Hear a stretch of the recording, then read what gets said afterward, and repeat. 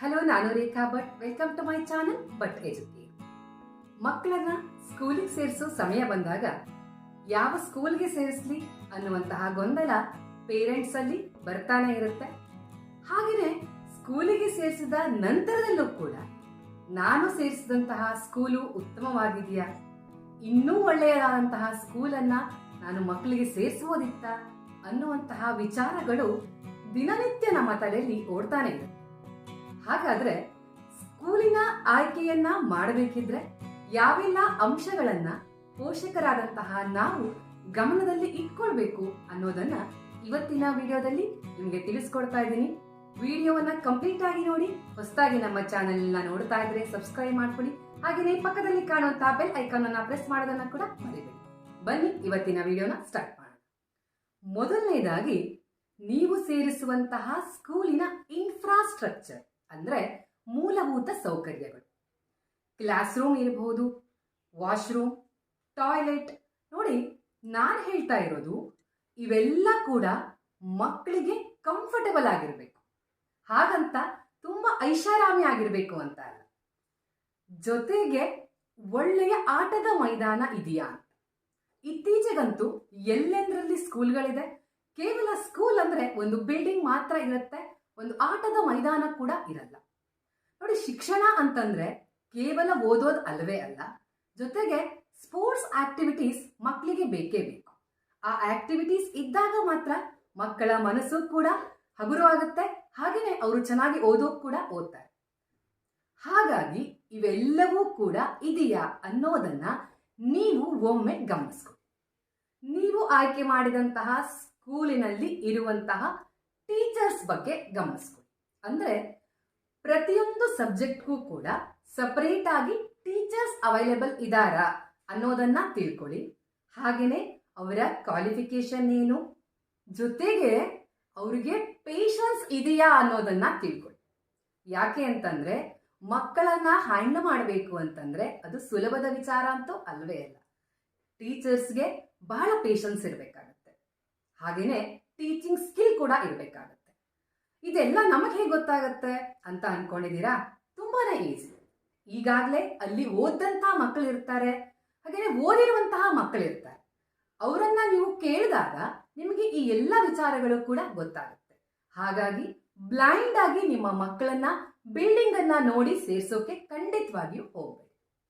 ನೀವು ಸೇರಿಸುವಂತಹ ಸ್ಕೂಲ್ಗೆ ಸರ್ಕಾರದಿಂದ ಮಾನ್ಯತೆ ಇದೆಯಾ ಅನ್ನೋದನ್ನ ತಿಳ್ಕೊಳ್ಳಿ. ನೀವು ಹಾಕುವಂತಹ ಕೋರ್ಸ್ಗೂ ಕೂಡ ಅಲ್ಲಿ ರೆಕಗ್ನಿಷನ್ ಇದೆಯಾ ಅನ್ನೋದನ್ನ ಅರ್ಥ ಮಾಡಿ. ನೀವು ಸೇರಿಸುವಂತಹ ಸ್ಕೂಲಿನ ಫೀ ಸ್ಟ್ರಕ್ಚರ್ ಬಗ್ಗೆ ತಿಳ್ಕೊಳ್ಳಿ. ನಿಮ್ಮ ವರ್ಷದ ಆದಾಯ ಏನು, ನಿಮ್ಮ ಇನ್ಕಮ್ನಲ್ಲಿ ಆ ಸ್ಕೂಲಿನ ಫೀಸ್ ಅನ್ನ ನಿಮ್ಮಿಂದ ಭರಿಸೋಕ್ ಆಗತ್ತಾ ಅನ್ನೋದನ್ನ ನೋಡ್ಕೊಳ್ಳಿ. ಫಾರ್ ಎಕ್ಸಾಂಪಲ್, ಒಬ್ಬ ವ್ಯಕ್ತಿಯ ಆದಾಯ ವರ್ಷಕ್ಕೆ 4 ಲಕ್ಷ ಇತ್ತು ಅಂತಂದ್ರೆ ಯಾವುದೋ ಒಂದು ಸ್ಕೂಲಿಗೆ ನೀವು ಸೇರಿಸಬೇಕು ಅಂತ ಇಷ್ಟಪಟ್ಟಿರ್ತೀರಾ. ಆ ಸ್ಕೂಲಿನ ಫೀಸ್ 2 ಲಕ್ಷ ಅಂತಾದಾಗ ಮತ್ತೆ ಉಳಿದಂತ 2 ಲಕ್ಷದಲ್ಲಿ ನಮ್ಮ ವರ್ಷವನ್ನ ನಿಭಾಯಿಸೋದು ಕಷ್ಟ ಆಗುತ್ತೆ. ಹಾಗಾಗಿ ಯಾವುದೇ ಸ್ಕೂಲ್ಗೆ ಸೇರಿಸಬೇಕಾದ್ರೆ ನಮ್ಮ ಆದಾಯವನ್ನ ನೋಡ್ಕೊಳ್ಳೋದು ಒಳ್ಳೆಯದು. ನೋಡಿ, ಹೆಚ್ಚು ಫೀಸನ್ನ ತಗೊಳ್ಳುವಂತಹ ಸ್ಕೂಲ್ಗಳು ಮಾತ್ರ ಉತ್ತಮವಾದಂತಹ ಶಿಕ್ಷಣವನ್ನ ನೀಡುತ್ತೆ ಅನ್ನೋದು ಮೂರ್ಖತೆ. ನೀವು ಸೇರಿಸುವಂತಹ ಸ್ಕೂಲಿನಲ್ಲಿ ಶೈಕ್ಷಣಿಕ ಪ್ರಗತಿಯ ಜೊತೆಗೆ ಕಲ್ಚರಲ್ ಆಕ್ಟಿವಿಟೀಸ್, ಸ್ಪೋರ್ಟ್ಸ್ ಆಕ್ಟಿವಿಟೀಸ್ಗೂ ಕೂಡ ಹೆಚ್ಚಿನ ಪ್ರಾಮುಖ್ಯತೆಯನ್ನ ಕೊಡ್ತಾರಾ ಅನ್ನೋದನ್ನ ತಿಳ್ಕೊಳ್ಳಿ. ಆ ಸ್ಕೂಲ್ನಲ್ಲಿ ಓದ್ತಾ ಇರುವಂತಹ ಮಕ್ಕಳ ಪರ್ಫಾರ್ಮೆನ್ಸ್ ಅನ್ನ ನೋಡಿ. ಮುಂದೆ ನಿಮ್ಮ ಮಕ್ಕಳು ಯಾವುದೋ ಒಂದು ಕಲ್ಚರಲ್ ಫೀಲ್ಡ್ ಅಲ್ಲಿ ಇರ್ಬೋದು, ಸ್ಪೋರ್ಟ್ಸ್ ಆಕ್ಟಿವಿಟೀಸ್ ಅಲ್ಲಿ ಇರ್ಬೋದು, ಅವರು ಆ ಕ್ಷೇತ್ರದಲ್ಲಿ ಪ್ರಗತಿಯನ್ನ ಸಾಧಿಸಬೇಕು ಅಂತಾದಾಗ ಈ ಬೇಸ್ ತುಂಬಾ ನಿಮಗೆ ಅನುಕೂಲ ಮಾಡಿಕೊಡುತ್ತೆ. ಹಾಗಾಗಿ ಇವೆಲ್ಲವನ್ನ ಕೂಡ ಗಮನಿಸ್ಕೊಳ್ಳಿ. ನೀವು ಆಯ್ಕೆ ಮಾಡಿರುವಂತಹ ಸ್ಕೂಲ್ ನಿಮ್ಮ ಮನೆಯಿಂದ ಎಷ್ಟು ದೂರದಲ್ಲಿ ಇದೆ ಅನ್ನೋದನ್ನ ನೋಡ್ಕೊಳ್ಳಿ. ಬಹಳಷ್ಟು ದೂರದಲ್ಲಿ ಇದ್ರೆ ಆ ಸ್ಕೂಲ್ಗೆ ಸೇರ್ಸೋಕೆ ಹೋಗಬೇಡಿ. ಯಾಕೆ ಅಂತಂದ್ರೆ ಮಕ್ಕಳು ಓಡಾಡೋದ್ರಲ್ಲೇನೆ ಅವರಿಗೆ ತುಂಬಾ ಸುಸ್ತಾಗ್ಬಿಡುತ್ತೆ.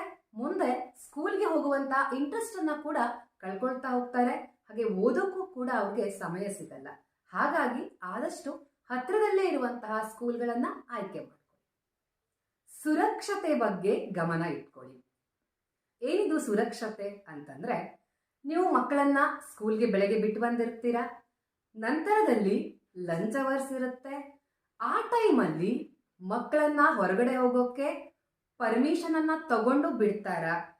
ಅಲ್ಲಿ ಸೆಕ್ಯೂರಿಟಿಗಳು ನಿಮ್ಮ ಮಕ್ಕಳನ್ನ ಗಮನಿಸ್ತಾ ಇದ್ದಾರಾ? ಟೀಚರ್ಸ್ ನಿಮ್ಮ ಮಕ್ಕಳನ್ನ ಗಮನಿಸ್ತಾರಾ?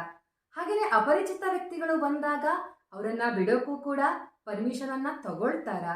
ಈ ಎಲ್ಲ ಚಿಕ್ಕ ಪುಟ್ಟ ಸಂಗತಿಗಳನ್ನ ಗಮನಿಸ್ಕೊಳ್ಳಿ. ಯಾಕೆ ಅಂತಂದ್ರೆ ಈ ಎಲ್ಲಾ ಚಿಕ್ಕ ಪುಟ್ಟ ಸಂಗತಿಗಳು ಕೂಡ ಮುಂದೊಂದು ದಿನ ನಿಮಗೇನೋ ಒಂದು ತೊಂದರೆಯನ್ನ ಒಡ್ಡಬಾರದು. ಹಾಗಾಗಿ ಸುರಕ್ಷತೆಯ ಬಗ್ಗೆ ಹೆಚ್ಚು ಗಮನವನ್ನ ಇರಿಸುವಂತಹ ಸ್ಕೂಲ್ಗಳನ್ನ ಆಯ್ಕೆ ಮಾಡಿ. ಸಿಲೆಬಸ್ಸಿನ ಆಯ್ಕೆ ಸ್ಟೇಟ್ ಬೋರ್ಡ್ ಇರ್ಬೋದು, CBSE ಇರ್ಬೋದು, ICSE ಇರ್ಬೋದು. ನಿಮಗಿಷ್ಟವಾದಂತಹ ಸಿಲೆಬಸ್ ಅನ್ನ ಆಯ್ಕೆ ಮಾಡಿಕೊಂಡು ಅದಕ್ಕೆ ತಕ್ಕಂತಹ ಸ್ಕೂಲ್ಗಳಿಗೆ ಸೇರಿಸಿ. ಯಾವ ಸಿಲೆಬಸ್ ಕೂಡ ಮೇಲಲ್ಲ, ಯಾವುದೂ ಕೂಡ ಕೀಳಲ್ಲ. ಎಲ್ಲ ಸಿಲೆಬಸ್ಗೂ ಅದರದ್ದೇ ಆದಂತಹ ಪ್ರಾಮುಖ್ಯತೆ ಇದ್ದೇ ಇದೆ. ಸಿಲೆಬಸ್ಗಳು ಯಾವುದೇ ರೀತಿಯಲ್ಲಿ ಅಷ್ಟೊಂದು ದೊಡ್ಡ ಪರಿಣಾಮವನ್ನ ಬೀರೋದೇ ಇಲ್ಲ. ನಿಮ್ಮ ಮಕ್ಕಳಿಗೆ ಯಾವ ಸಿಲೆಬಸ್ ಅನ್ನ ನೀವು ಕೊಡಿಸಿರ್ತೀರಾ ಆ ಸಿಲೆಬಸ್ ಅನ್ನ ಸರಿಯಾಗಿ ಅರ್ಥ ಮಾಡಿಸುವಂತಹ ಟೀಚರ್ಸ್ ಇದ್ರೆ ಅಷ್ಟೇ ಸಾಕು. ನೀವು ಯಾವುದೇ ಸಿಲೆಬಸ್ ಸೇರಿಸಿ ಆ ಮಕ್ಕಳಿಗೆ ಸಿಲೆಬಸ್ಗಳು ಅರ್ಥನೇ ಆಗ್ತಾ ಇಲ್ಲ ಅಂತ ಆದ್ರೆ ಯಾವ ಸಿಲೆಬಸ್ ಕೂಡ ಪರಿಣಾಮವನ್ನ ಬೀರುವುದಿಲ್ಲ. ನಮ್ಮ ಆಚಾರ, ವಿಚಾರ, ನೈತಿಕ ಮೌಲ್ಯಗಳನ್ನ ಶಿಕ್ಷಣದ ಜೊತೆಗೆ ಬೋಧನೆಯನ್ನ ಮಾಡ್ತಾ ಇದ್ದಾರಾ ಅನ್ನೋದನ್ನ ತಿಳ್ಕೊಳ್ಳಿ. ಯಾಕೆ ಅಂದ್ರೆ ಇವತ್ತಿನ ದಿನದಲ್ಲಿ ಮಕ್ಕಳಲ್ಲಿ ಶೈಕ್ಷಣಿಕ ಪ್ರಗತಿ ಆಗ್ತಾ ಇರೋದೇನೋ ನಿಜ, ಆದ್ರೆ ಎಲ್ಲೋ ಒಂದ್ ಕಡೆ ನೈತಿಕ ಮೌಲ್ಯಗಳು ಕುಸಿತಾ ಇದೆ. ಹಾಗಾಗಿ ಆ ಶೈಕ್ಷಣಿಕ ಪ್ರಗತಿಯ ಜೊತೆಗೆ ನೈತಿಕ ಮೌಲ್ಯಗಳಿಗೂ ಕೂಡ ಒತ್ತು ಕೊಡುವಂತಹ ಶಾಲೆಗಳನ್ನ ಆಯ್ಕೆ ಮಾಡಿ. ಅತಿಯಾದ ಶಿಸ್ತು ಮತ್ತು ಅತಿಯಾದ ಸ್ವಾತಂತ್ರ್ಯ ಎರಡೂ ಇಲ್ಲದೆ ಇರುವಂತಹ ಸ್ಕೂಲ್ಗಳಿಗೆ ಸೇರಿಸಿ. ನೋಡಿ, ಅತಿಯಾದಂತಹ ಶಿಸ್ತು ಅಂತಂದ್ರೆ ಪ್ರತಿಯೊಂದು ವಿಚಾರಗಳಿಗೂ ನಿಯಮವನ್ನ ಮಾಡೋದು, ಮಕ್ಕಳಲ್ಲಿ ಕುತೂಹಲಕಾರಿ ಪ್ರಶ್ನೆಗಳು ಮೂಡಿದಾಗ ಅದಕ್ಕೂ ಕೂಡ ನಿರ್ಬಂಧವನ್ನ ಹೇರೋದು. ಈ ರೀತಿ ಅತಿಯಾದಂತಹ ಶಿಸ್ತನ್ನ ಮಾಡೋದ್ರಿಂದ ಮಕ್ಕಳು ತಮ್ಮ ತಾರ್ಕಿಕ ಶಕ್ತಿಯನ್ನ ಕಳ್ಕೊಳ್ತಾ ಹೋಗ್ತಾರೆ. ಮುಂದೆ ಒಂದು ಯೋಚಿಸುವಂತಹ ಶಕ್ತಿನೇ ಅವರಲ್ಲಿ ಇರೋದಿಲ್ಲ. ಹಾಗೇನೆ ಅತಿಯಾದಂತಹ ಸ್ವಾತಂತ್ರ್ಯ. ಕೆಲವೊಂದು ಸ್ಕೂಲ್ಗಳಲ್ಲಿ ನಾವು ಗಮನಿಸ್ತೀವಿ, ಮಕ್ಕಳನ್ನ ಏನು ಬೇಕಾದರೂ ಮಾಡಲಿ ಅವರು ಬಿಟ್ಟು ಬಿಡ್ತಾರೆ. ಅವರಿಗೆ ಬೇಕಾಗಿರೋದು ಶೈಕ್ಷಣಿಕ ಪ್ರಗತಿ ಮಾತ್ರ.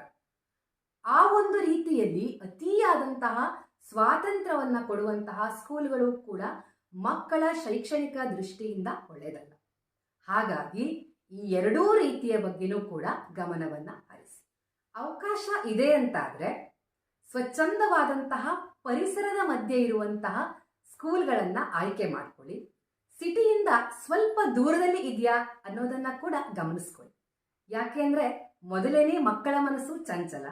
ಹಾಗಾಗಿ ಸಿಟಿಯಿಂದ ಸ್ವಲ್ಪ ದೂರದಲ್ಲಿ ಇತ್ತು ಅಂತಂದ್ರೆ ಅವರಿಗೆ ಓದೋಕ್ಕೂ ಕೂಡ ಒಂದು ಏಕಾಗ್ರತೆ ಇರುತ್ತೆ.